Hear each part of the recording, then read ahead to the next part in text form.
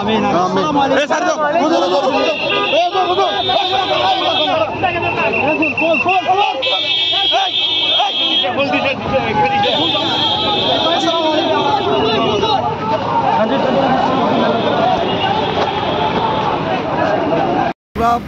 আমাদের আশা করি আমাদের ধর্ম শুভ কামিয়াবি, কেননা যে আগের যুগে জাহেলিয়াতের যুগে তখন মানে আমার নবী ছিল না, তারা আমার নবীকে দেখছে, তারা তো নবীকে দেখছে, তারা এক ভাগ্যবান।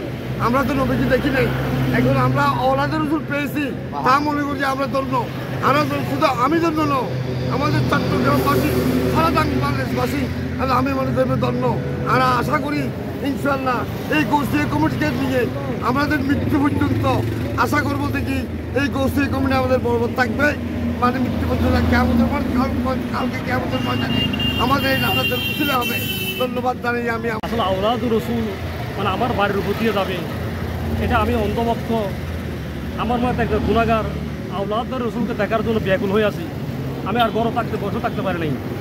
আমি 2 নভেম্বর আজকে আওলাদুর রসুলকে দেখবো, শুধু নিজেকে ধন্য করবো এবং কর্ণফুলির মাটি ইনশাল্লাহ ধন্য হবে। আজকে দেখবো কর্ণফুলিকে, এখন আসতেছে আমাদের জোর, সেই জন্য আমরা এখানে দাঁড়াই রয়েছি।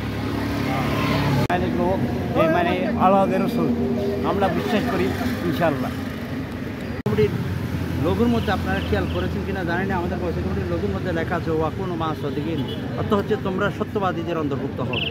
এই গৌসিয়া কমিটি এটা হচ্ছে একটা হক সিলসিলা। এই গৌসিয়া কমিটির অন্তর্ভুক্ত হয়ে মানুষ আত্মজীবন প্রতিষ্ঠার জন্য যেই একটা রূপরেখা ইহদিনাস সিরাতাল মুস্তাকিম যাকে বলা হয়, সঠিক পথের দিশা যে পেয়েছেন, সেই সঠিক পথের দিশাই মানুষ। আলহামদুলিল্লাহ, প্রথমে শুকরিয়া জানাই গাউসিয়া কমিটি বাংলাদেশ কর্ণফুলী থানা আহ্বায়ক কমিটির ব্যবস্থাপনায় আজকে আমাদের হুজুর কেবলাদ্বয় কর্ণফুলীর এই কর্ণফুলীবাসীর জন্য একটি শুভ আগমন হতে যাচ্ছে। কর্ণফুলীবাসীর উপর দিয়েই হুজুর কেবলা কক্সবাজার যে সফরে যাওয়ার জন্য আমাদের উপর দিয়ে যাচ্ছে, সেজন্য আমরা কর্ণফুলীবাসী, আমরা কর্ণফুলী গাউসিয়া কমিটির উদ্যোগে দেখা যাচ্ছে আমরা এখানে সবাই সমবেত হয়েছি হুজুরকে আমরা স্বাগত জানানোর জন্য। ইনশাআল্লাহ এখানে দোয়া মোনাজাত আয়োজন হবে। গাউসিয়া কমিটি বাংলাদেশ এমন একটি সংগঠন যে সংগঠনের মাধ্যমে আমরা দেখতে পাচ্ছি 2020 সালে বিশ্লেষণ করি 2020-এ যখন করোনা মহামারীতে চারদিকে হই একটা গণপরিবেশ, ঠিক তখনই আমাদের অ্যাডভোকেট মোসাফুদ্দিন বখতিয়ার উনি এই ব্যাপারে কথা বললেন, তার সাথে জেলা প্রশাসন বা সিটিএসবি যারা আছে সাথে কথা বললেন। ওই নির্দেশ অনুযায়ী আমরা হুজুর কেবলার অনুমতিক্রমে আমরা ওই নির্দেশ পালন করে যাচ্ছি। আজকে হুজুর কেবলার বহন নিয়ে কক্সবাজারের উদ্দেশ্যে রওনা দিবে।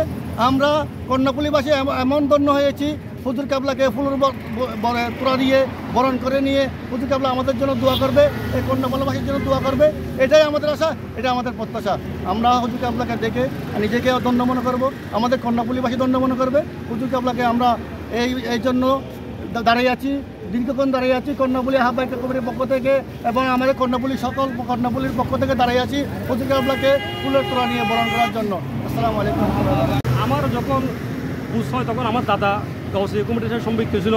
গাউসিয়া কমিটির সভাপতি আসমত আলী সদাগর, আমি তার সাথে প্রায় প্রোগ্রামে যেতাম, গিয়ে আমার ভালো লাগতো। ভালো লাগে, আমি এত আকৃষ্ট হয়েছি আমার হুজুর কেবলাকে দেখে। সর্বদা ঘাটের বুকের পেটে হুজুর কেবলা করে আসতো, আমি ওখানে মানে কি বাইয়াত করেছিলাম। তখন থেকে গাউসিয়া কমিটিতে যাওয়া আসার পরে আমি নিজেকে অনেক কিছু শিখতে পারলাম।